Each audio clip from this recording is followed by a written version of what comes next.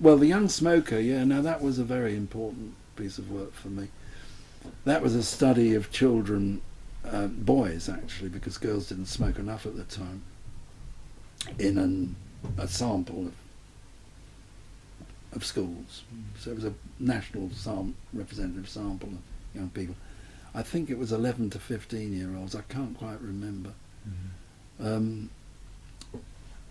And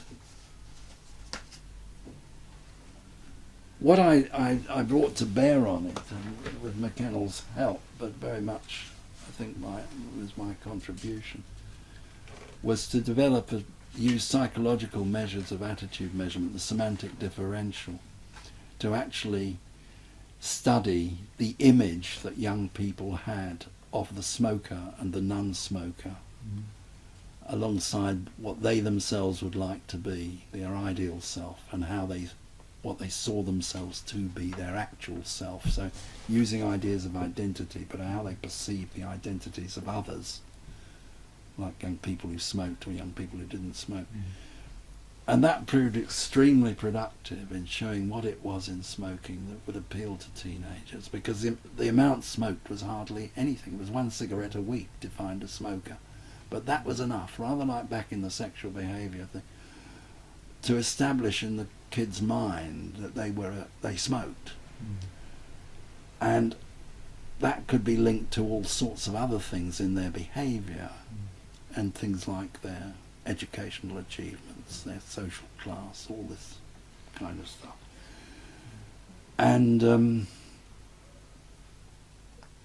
they would then, you could then link this to the images. You found then, out of this, to cut a long story short, came the realisation or the finding that what appealed to smoking to boys was its association with toughness, the toughness of a soldier or a sportsman, in a way. The sportsman was a bit contradictory, not at the time so much. And what the smoker had that attribute, and the non-smoker didn't. And the boys who thought they smoked aligned themselves more with the smoker image.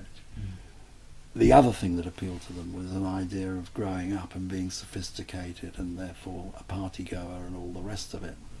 Identifying with that made it very difficult to give up smoking once you'd started, or say you weren't a smoker. So all of this became part of how you related to other people and how you were seen.